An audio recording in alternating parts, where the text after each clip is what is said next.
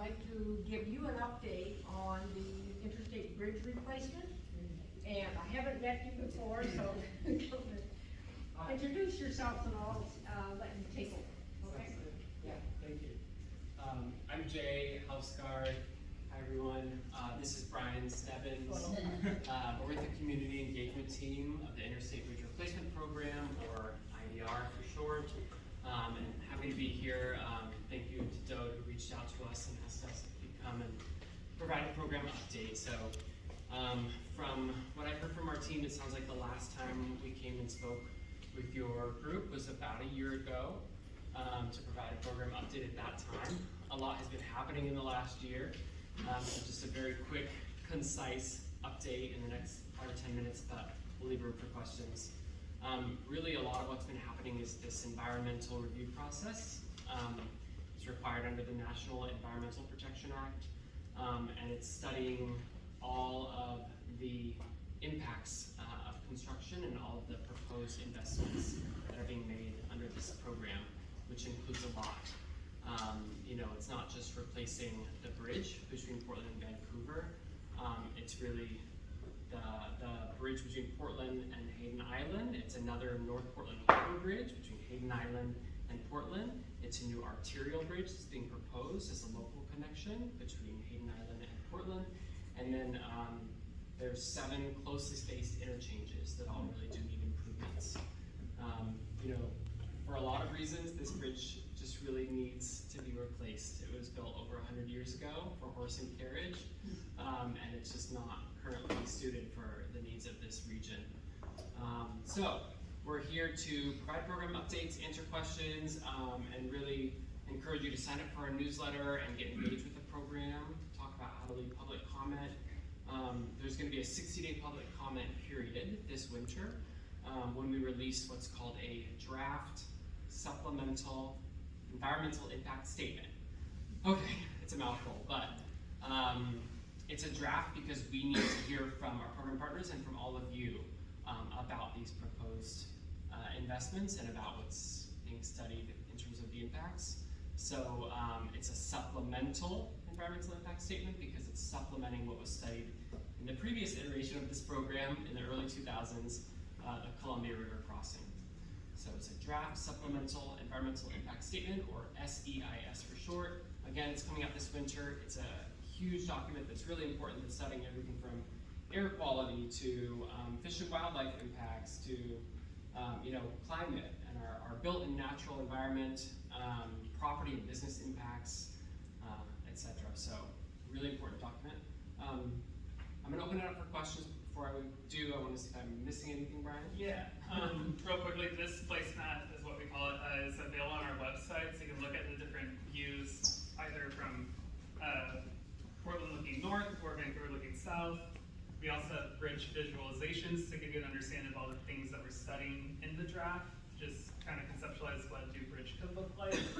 And then for our program, we did just get $1 billion from Oregon and Washington, which is something that did not occur last time, which is why it stopped. So that's a huge milestone that we achieved this year. And so right now we're chasing all the federal funding and hope to get all that locked in place so then we can reach construction late 25, early 26. And that's all I wanted to add. Yes, yeah. Yeah, in other words, construction can start as soon as end of 2025. That's what people are asking about. Will this really happen? Is it moving forward? Well, that's kind of where we're at. But questions? Yeah. So what's the status of the issues with the height on the airport and height? Thank you.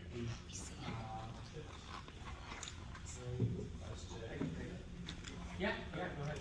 So our Coast Guard permit expired when we had CRC end about 10 years ago.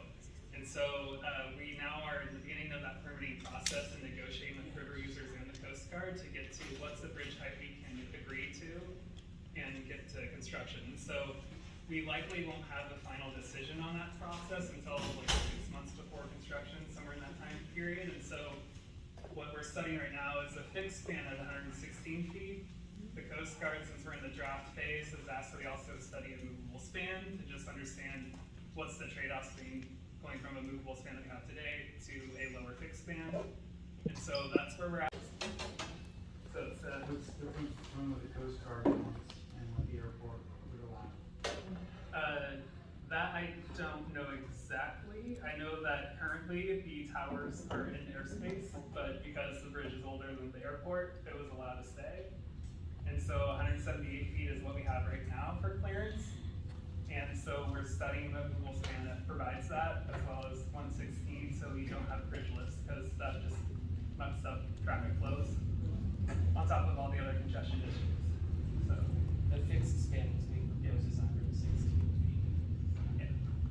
What airport are you concerned about? So there's Pearson or Pearson and Portland? Portland. It's both. Yeah. Yeah, it's Have hard. you ever flown to San Diego?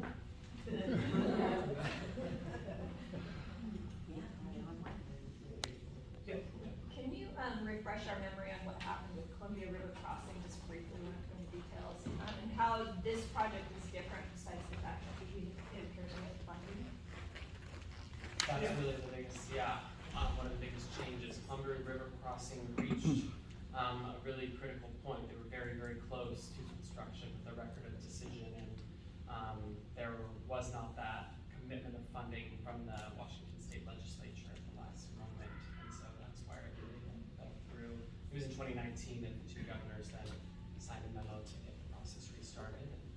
How long is the current funding commitment from Oregon and Washington? When does that expire? There isn't a expiration in legislation, it just says we have committed $1 billion, and so for Oregon, over the next 4 bienniums, they'll be doling it out in pieces, and so they have a commitment to do that. In Washington, they'll be obligated as they go through as well. I don't remember the entire sequence, but they have both committed, and that's what's helpful for us to chase the federal funding. And then to go to your question as well about what's different, we have an expanded interchange at Marine Drive, and that's to accommodate reducing the interchange on Hayden Island to a partial. So if you're in Vancouver going to Hayden Island, you still use the same ramps, but if you're going from Hayden Island to Portland, we'll take that local access bridge without having to bridge onto I-5 to do local movements like going to the airport or down to Portland, but you'll swing instead underneath I-5 and then connect down to Expo Center, that road there, and then get onto I-5. Just try to remove people away from just kind of the chaos that exists today on Marine Drive. If you've ever been in peak hour traffic there, you're stuck for like 40 minutes, like, can I get on the ramp? Yeah. Go ahead, yeah. Well, I remember Columbia Crossing that there was some talk about with Greenberry moving them because of the bridge height, but I'm curious, I mean, can you flesh out a little bit this timeline better? I can't believe that you can't have some design parameters a little bit more well defined than what I'm hearing right now. I mean, is there 2 options? There's an infinite number of options. Where are you actually in this process?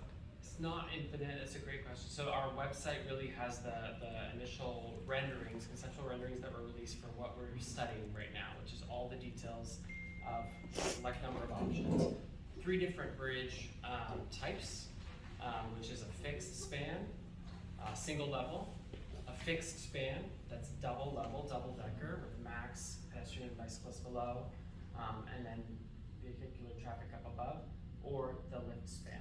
Those are the 3 different bridge types, and then there's different options within those, such as steel versus concrete, or different design options that are being studied. I'll be as quick as I can. My name is Catherine Corey, and I'm the executive director for Columbia Springs, which is a neighbor of yours.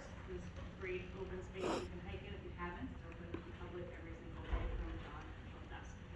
And so I thought I would take this opportunity to give a presentation for talking to you about both the West Biddle Dam, which is currently being rebuilt in this crazy project I never thought I would be an expert in, and now also to talk to you about any questions you have about the East Biddle Dam, which failed last year on December 25th and has not yet been in the process of being rebuilt. So I wanted to talk to you about any questions you may have. And since there's no time, what I thought I would do is, I have lots of stuff I'm leaving, so you can all reach out if you want to talk to me about something else. And I'd be happy to meet with any of you and go for a walk any single day. But I thought I would just open with questions to see if you have questions about West or East Little Dam, how that's going. Well, less exciting than the bridge. Anything will be done? So West Little Dam will be completed by mid-November. We're working with Town Meat Construction, they've been excellent. The process has gone through incredible 3-year design and permitting process, and I'm very excited that it's coming to fruition and it'll be done. It'll have a new bridge span that will go across, it'll be much easier to walk all the way around instead of the tiny little like culvert we had before where you felt like we were gonna fall in.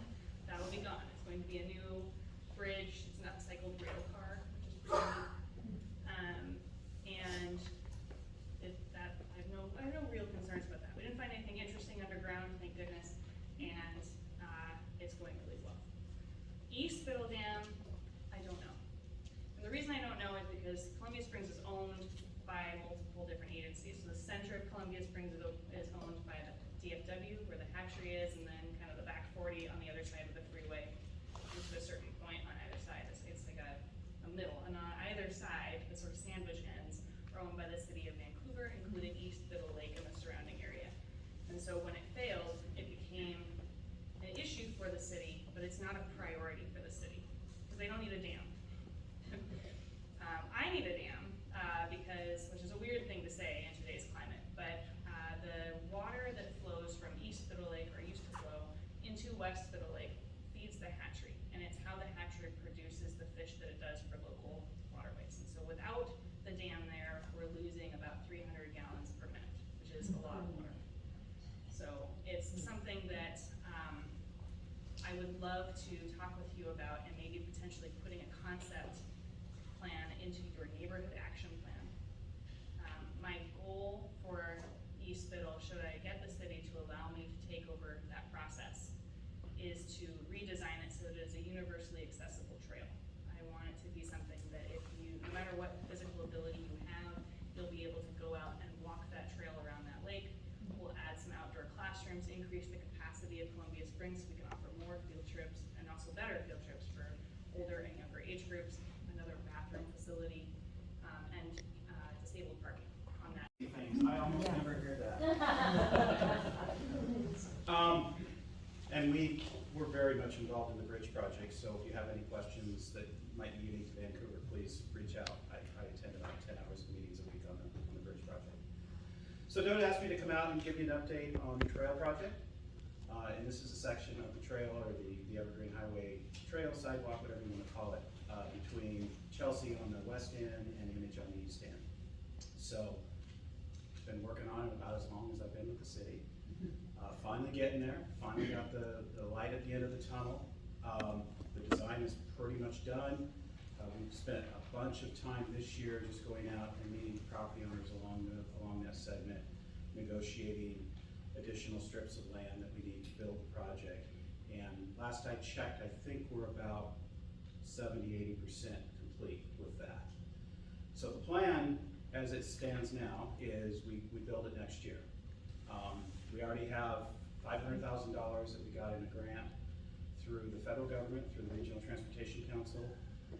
We just submitted an application today to the State Department of State Transportation Improvement Board for another $500,000. Fingers crossed. But even if we don't get that, we're going next year. And part of the reason we're going next year is I keep coming out to these meetings and promising you we're going to go next year. The other reason is when we built the first smaller segment east of Image, we used the same federal money that we have on this segment, and because that's been, and we made promises around, because we actually had to condense that project due to costs. So we made commitments to the granting agency that we would finish the project, which is this segment now between Chelsea and Image. And if we don't do it, and we don't get it done next year, we actually have to give that money back for the project that we've already built. And we don't want to do that. So I've already programmed local dollars. If we don't get that extra $500,000, fingers crossed, we're going to get that. And then by this time next year, we've got a contractor out there working, getting it done, and hopefully I'll be able to come to you next year's meeting and say we're going to have a ribbon cutting in September, something like that.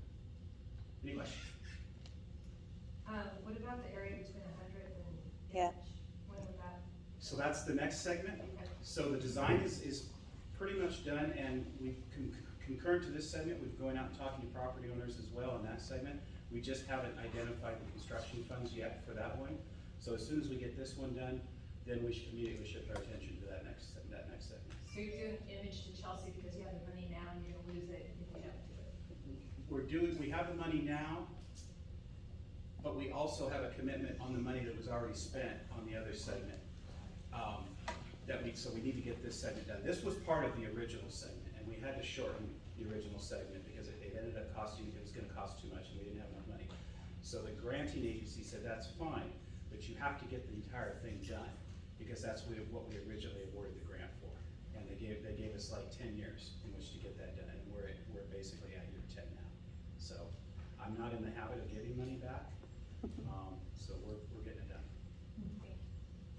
The main question that I have, and others that are affected by this phase 2 project, is why the city has added it on a 14-foot wide path. I know phase 1 is only 6 to 8 feet at its maximum location. I know dollars are tight. Why wouldn't they have some uniformity of the program where you're actually increasing your costs now 25 to 35% with the extra concrete, drainage, 2-foot buffer, 10-foot walkway, 2-foot buffer. That seems like an awful lot of walkway. I mean, you got 4 or 5 strollers going down at one time. Why did they decide on a 14-foot walkway for phase 2 when the other is only? So great question. So we built the other one several years ago, and we built that under a standard at the time that said 6 to 8 feet is plenty wide for pedestrians and bicycles, because that's what it's designed to accommodate, it's both bikes and peds. And so at the time, that was the right width. As time has gone on, those widths have gotten wider. You know, now they say, you know, you need to design these wider if you're gonna expect both bicyclists and pedestrians to use them, especially since bicycles move quicker than pedestrians. And this is a 2-way facility, it's not just a 1-way facility. And so we had to pivot this design to be more in line with our current standard. And so our current standard right now, if we put a sidewalk and a bike lane side by side, the sidewalk is 6 feet, the bike lane is 6 feet. And that's only going in one direction. We're actually not making it as wide as the standard calls for a 2-way facility, because we just don't have the room. But it did need to be wider than the last segment that we built. Yes? Is the proposed extension going to be pervious pavement again? And if so, what is the maintenance schedule for that? It is gonna be pervious pavement. We've done segments already out of pervious pavement. We've had success so far. I think that's mainly attributed to the fact that there's no cars on it, so we're not getting a lot of grit coming off the cars. So we've not had any problems with the existing segments clogging, having any ponded water or anything like that. So we want to continue to utilize the pervious pavement, because that does help on the stormwater solution. You have the pervious pavement, the water soaks in, you don't have to worry about designing systems to receive that water, to carry that water away, and so forth. Doesn't seem like there's any maintenance being done on it. There really isn't a lot of maintenance that has to be done. They should be vacuuming and cleaning on that, we should be clearing out ports and other things. Yeah, we go out and inspect it on a regular basis, and we're just not seeing a lot of accumulation in those pores. And we do have a smaller street sweeper vacuum that we purchased that we can use on it, but we just haven't found the need to get out there just yet. What about for the rest of the path that's done as asphalt, are there any plans on doing anything for the existing asphalt to seal it, or doing any work for that? Nothing right now. Are there sections that so if you wanna let Doug know where those are, we can definitely go out and have a look at that. That's not a problem. We just haven't had any reports of any problem spots. Basically east of Ellsworth. Yeah, I mean, I've emailed Chris several times, Snyder many times about that community, but then it's slurry sealing up and down on 115th, and I'm like, you should work on trying to get that, got a contractor out there, get asphalt. But on the trails, what you're talking about. And see, Chris doesn't do work on the trails. I know. So let me know where those places are, and then we can get some work done. Yes, sir. Was there a reason before you repaved the Evergreen Highway there, you had it looked like quarry smalls along the 2-foot buffer. Was there a reason you moved away away from that when you pave? Yeah, because people kept hitting them, and they're just not what we want. Again, a design that we were trying, that we found just does not work. So you won't see that in this next section. It drains better than a permeable surface. What's that? It drains faster than a permeable. Well, it drains the road. It drains the road, and the idea was to have something that If would. you need to get a library absorb card, what we please found is, proceed to you the know, a accounts gravel desk, shoulder doesn't floor sit. one at this time. So, Thank you. anything? Yes, sir. Was there any consideration on this next phase 2, of burying the power lines versus rerouting them in? Way too expensive. I figured that. Yeah, just wait. I mean, we have a brief conversation with CPU. They tell us the hundreds of thousands of dollars it's Wishful gonna thinking. cost. Yeah. Okay. I'd love to, but yeah, just not in the cards. All right, and then please let, you know, if there's issues with condition of the roadway, condition of the existing paths, streetlights, anything that is giving you concern, Doe has my contact information, we can get that taken care of for you. Do you have your business cards here? I don't have any, I'm sorry. What about that culvert that? We'll get it out. We actually are working on a project to replace that. So we're working with our storm group. It's gonna take a lot of study to figure out how to do that, how to meet the Fish and Wildlife requirements, how to make it convey water, how to do it and not blow out all of the ponds down below. So, yeah, we're finally getting a consultant on to work on that. So outside of the trail, just a little bit, the section that's part 3, phase 3, is, I believe, the narrowest area that we have walkers and cyclists. So it seems like it's a little, it's really unsafe, actually. Those of us that live in that MH2, 101st. I'm not sure if you're the person that I can ask this question to, but what would it take to temporarily get an electronic street sign telling people how fast they're going? Is that with you? That's easy. Yeah, we've got some stuff going on, so in that section right there. So I am curious how the traffic calming has gone. We have not had the opportunity to go out and do traffic counts since we put all the speed tables in. I'll sit out there. I drive it on a regular basis, and to me, it feels like folks have slowed down, but, you know, Most people. I don't see a lot of traffic as I'm moving through the board. So if you guys have some places where you'd like us to put some of the radar feedback signs, we rotate those around the community. Okay. We can put some bases in. They're solar powered, so they're easy to drop in there. There's space between 97th and 96th. Yeah, just reach out. Chance Okay. we could start ticketing people? That's not me. That's the guys with the badges and the guns. Yeah. And I have a really good relationship with the sergeant that runs the traffic enforcement unit, so I can certainly let her know that they need to spend some time down there. Yep.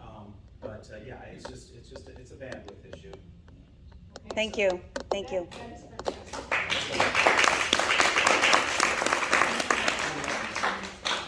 So, that's we can bring that up in the meeting as a motion. So, what I'd like to do is shift into our business meeting. If Local 3 comes, I'll take a break and let him speak. But for right now, I'd like to, because we need to be out of here with chairs put away by 7.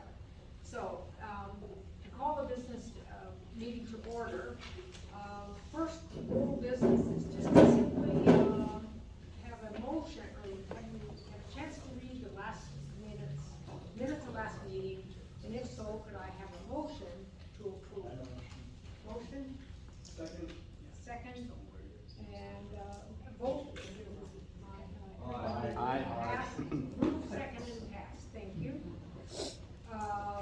Linda, do you have a treasurer's report? Not with me. I sent that to you, there's about $516, I believe, in the account before I paid you for signing. So, about $400 and some dollars, I'm sorry, I'm very. We'll get that out. We'll get that out digitally. We can send that to you, which, again, gratefully appreciate email addresses, because it helps us just, again, give you notice when we have some meeting change, and to get this kind of information. So, about the only expenses we have are the signage for these meetings and, not a whole lot else, so. New business. Every year we need to elect new officers, and as of this year right now, all of the existing officers have volunteered to stay on for another term. I would gratefully appreciate people considering running. This is a fabulous neighborhood. I think we have, in my opinion, low maintenance residents. And it's a terrific neighborhood. So if you could take your turn and think about being involved, I think it gives you a close contact with the city. It's an interesting role to play, and it would give some of us just a chance to take a bit of a break. So, but at the present time, are there any motions from any nominations from the floor for any of the positions? Chair, secretary, or treasurer? What's the term? How long do you run for? How long do you run the board for? I've lost track of time. I think all my grandkids have come into this world, while I'm still in chair. The years just don't go. So, I'll always be active, but it would be nice to have a change. And she means, what is the term of the officers? When they are elected? The limit, I don't know if there's any limit of the term that I'm aware of. How often are elections held? Pardon me? How often are elections held? Every year. We're required to have an annual meeting, so it happens every year. You'd be on for 3 years and be falling off and you'll let So every year we campaign to get new people to the. But for right now, all the existing board members have agreed to run again, so if I can have a motion that the current positions are approved. I move we accept the present slate of officers. Thank you. Second. Moved, seconded. All agree? Aye. Thanks, Toad. And is there any other new business? I think John wanted to speak a little bit about the Arboretum and the business that's going on there currently. So I didn't know that, I didn't know if it was going to be Kelly or John, so Yeah, I just that- caught that- one of that them. would be So great. If you would like to just come and give us an update on the Arboretum.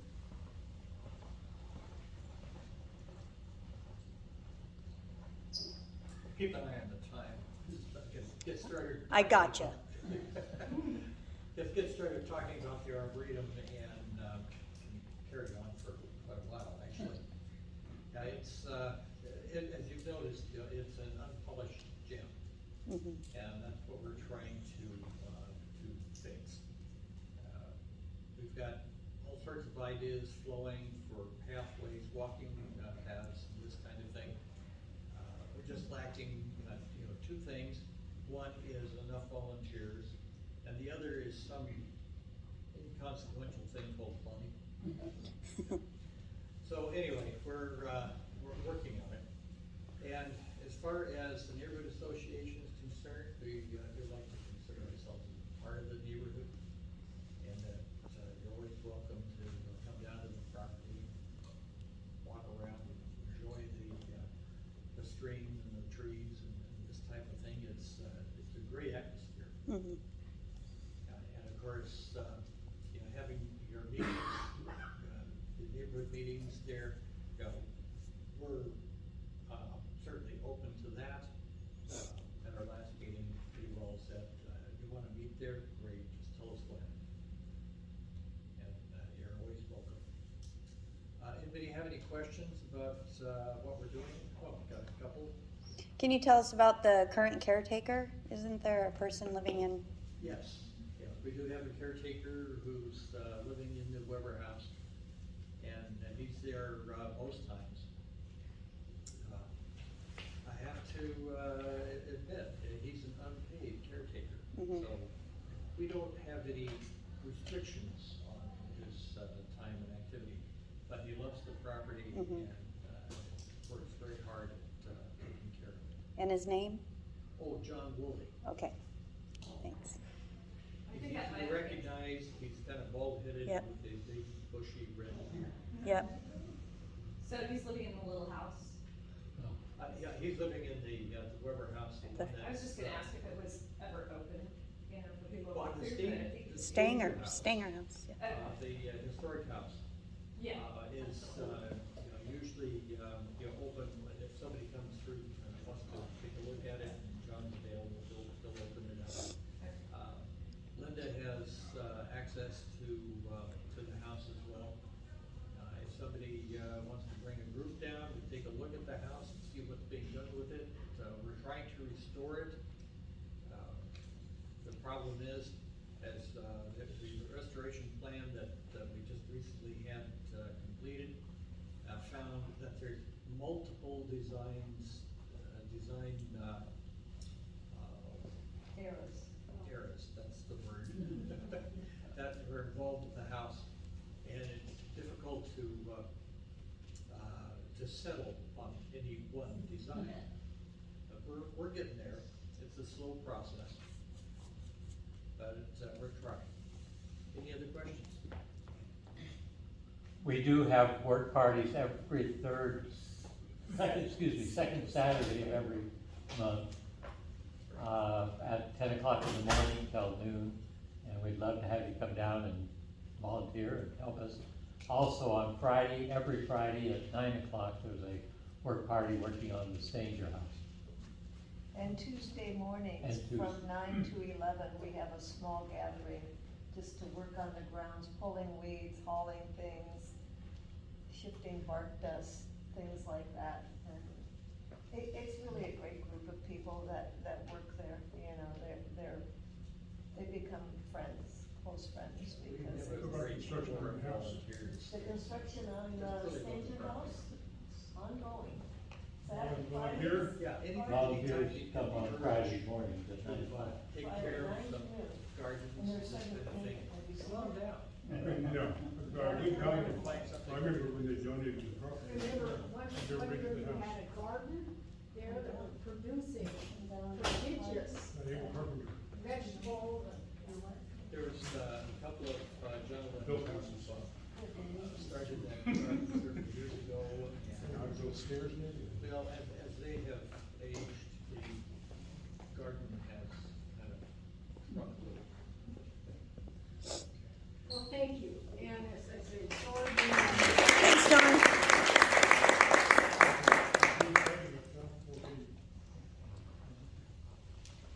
Heidi, Yes. as part of new business, I'd like to have a motion to put out that speed, to request this. Yeah, the digital speed sign. Yeah, but if you could put it in the form of a motion, I think that would be a good. Yeah, thing. I'd like to create a motion to add a speed sign. I'm not sure exactly where we would put it, but somewhere in that narrowest part that we have for walking between 101 and Image, somewhere there. I know I have a couple neighbors down there that probably would welcome it, so. Could we add between Leeser and 88? I'm okay with 5 of them. Because that, I've been passed on that, That straight stretch. that straight stretch. Yeah, I'm always doing this. I'm this person. Slow down. Well, and what we could, it's part of the motion, we could investigate with the city as to the parameters, how long we can use the speed tracker, and perhaps we could break up the time in that. And put them in 2 different spots, or get 2.